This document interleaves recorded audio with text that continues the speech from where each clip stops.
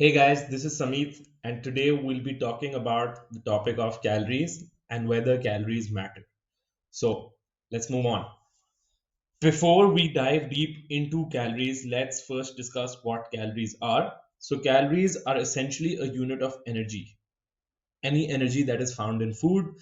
It is denoted by the sign kcal or a calorie or calories with a capital C. So, calories are present in anything you eat or drink, unless it's a zero calorie drink. Uh, but I'd argue that also has some teeny tiny amount of calories in it. But yeah, so calories are present in pretty much all food and all drinks that we consume and are essentially made of the three main macronutrients, so protein, carbs, and fat. Uh, Alcohol is another macronutrient, but more on that later. So, any food you have, any food you consume is a mixture of one, two, or all three of these macros, and combined, they make up the calories present in that food, which then, when you eat, your body breaks down for energy, which is then used to do all sort of daily activities. So, the big question: do calories matter? Yes, calories matter for weight management. So, if you want to lose weight or if you want to gain weight, calories are essential to this equation. Then, calories matter for health. So, I'd give you the example where someone who's been under eating for months or even years is probably not going to be overly healthy. And then, do calories matter for performance? Again, yes. Uh, One of the biggest things that impact performance uh, is the amount of food we eat, is the amount of calories we take in when we are focusing on performance. So, athletes, when competing, are not dieting, they're eating sufficient amount of food so that they can fuel their performance. So, moving on, where do calories come in to our body? They come in the form of any and all food that you consume, and then any and all drinks that you consume. So these are the two main sources of calories going into your body. And then calories out has four main elements, namely BMR. So BMR is the amount of calories you would burn if you were just lying down on bed all day. If you were just resting for 24 hours, this is what your body will burn pretty much just to keep you alive. Then comes TEF, which is thermic effect of food. This is the number of calories that your body will burn to digest food. It is roughly 10% of the food you consume. So if you consume 100 calories, 10% of those calories are used just to digest that food, and then the 90%, the 90 calories or the 90% remaining calories are used for other activities. If I break it down into macros, protein has the highest thermic effect of food. Then it's carbs, followed last by fat. Then we move on to exercise energy expenditure or EEE. This is the amount of calories you burn doing any formal exercise, whether that's resistance training in the gym or doing cardio sessions, whichever one you prefer. And lastly, NEAT. NEAT stands for non exercise activity thermogenesis, and it's basically any calories you burn doing activity that is not formal exercise.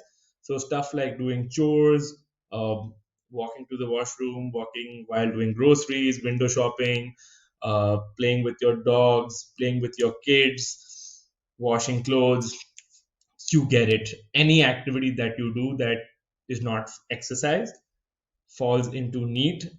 And fun fact, NEAT burns more calories than exercise energy expenditure. So if your focus is on just being active or maybe just increasing the amount of calories you burn, you do better by increasing NEAT than by increasing your formal workouts.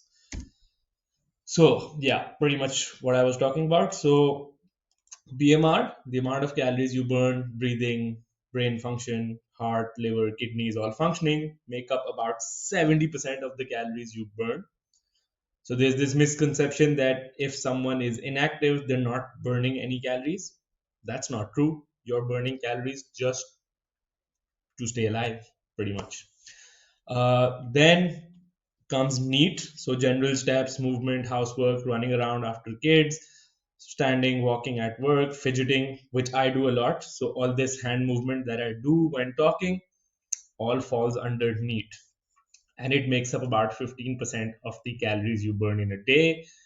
Then comes digestion, which I said TEF, about 10% on average, and planned exercise. All your gym workouts, cardio sessions are about 5%. So this is the rough breakdown of the amount of calories you burn. Obviously, you can't impact BMR as such, but all the other three you can to an extent, even though I'd argue it's pointless trying to uh, impact or alter TEF digestion, because on average it will still be close to 10% and you won't make a big difference, even if you were to change some fats or some carbs to proteins. Since protein burns more calories when being digested, it won't matter in the grand scheme of things, but you can definitely do a lot more NEAT, and that can bump up the amount of calories you burn in a day. So yeah, so coming down to weight management, since this is what most of you would be interested in. So before I talk about the formulas and equations we can use to calculate the amount of calories we need to eat for whatever goal we have, first there's this concept, there's this law of thermodynamics, which states that energy cannot be created or destroyed, only modified in form. Therefore, energy within the human body, any energy that we eat and store in the human body, can be used for work, any activity, can be lost through heat, or can be stored in the body. Yeah, so it can't just magically disappear. Our body needs to do something with the energy that we feed it, and either that's burned off in activity, or it's stored, or it's lost as heat. So yeah, so weight management. On one side sit calories in, on the other side it's calories out. Think of it like a scale. So as long as, like the scale I've shown here, so as long as both are at maintenance, you're eating the same amount of calories, you're burning the same amount of calories, you will maintain weight over a period of time. If your calories in are less and your calories out are higher, so you're eating less calories and you're burning more calories, you will lose weight. So if weight loss is your goal, then you need to ensure that you're consuming less calories than your body is burning. You can either do this by eating fewer calories or trying to increase the amount of calories you burn. Once again, NEAT and exercise expenditure. On the other hand, if you want to gain weight, then you want to eat more calories than you burn in a day. So if weight gain is your goal, you will need to ensure that you're eating and drinking more than you burn in a day. If you have trouble eating, then you can resort to high calorie foods or even like liquid sources of calories, just to make this a little less difficult uh, for you. So, how many calories to eat? How do we calculate your BMR? This is the easiest method out there. So, you take your weight in kgs and then you multiply it by 24 if you're a man or 22 if you're a female. This is your estimated BMR. So this is the amount of calories you burn if you just rested all day.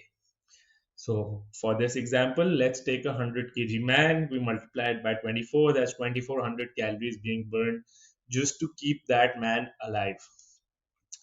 Then we take this number 2400 calories and multiply it by an activity factor. This activity factor is basically how active you are in the entire day. So here's a table for you to see where you currently sit. You can sit between these numbers as well. It doesn't have to be 1.1 or then 1.3. You can also be 1.2, 1.25, whatever. Uh, so yeah, so someone who does 10,000 steps a day sits somewhere about 1.3. Someone who's An athlete is probably 1.7 or more, depending on the sport they play. So in our example, let's take 1.4. So somewhere between moderately active and lightly active, 2400 multiplied by 1.4 gives us a total daily energy expenditure 3360. So roughly 3300 to 3400 calories is what this person burns in a day, just doing everything that he does. So keep this includes his BMR, TEF, exercise, energy expenditure, and NEAT. So if he was to eat the same amount of calories, 33 to 3400 calories, he would maintain weight. If he wanted to lose weight, you can reduce 300 to 500 calories from this number. And if you wanted to gain weight, you can add 3 to 500 calories on this number. So in our example, let's assume this person wanted to lose weight. So 3360 minus 500, 2860, or we make life easier for ourselves and just follow the range of 2800 calories to 2900 calories on a day-to-day basis. That's it. As long as you can stick to this, it does not matter what food you eat. It does not matter when you eat that food, where you eat that food. You will lose weight regardless. You could eat just McDonald's for 2800 calories and you would lose weight. You could just snort sugar for 2800 calories and you would lose weight. I am not saying you start doing this, just giving you extreme examples. So while we're on this topic, small like uh, something that I'm passionate about that I want to discuss is, remember, there are no good and bad foods, and there are no foods that lead to fat loss specifically. Fuck celery. It does not lead to fat loss. Food is food. Yes, some food is higher in nutrients like fiber, like vitamins, like minerals, and some food is higher in calories.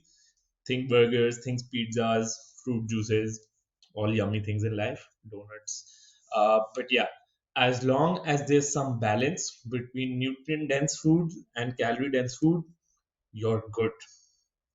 Basically, just be an adult and make good choices, but you don't have to eliminate all good things in life, such as pizzas, burgers, juices. Yeah.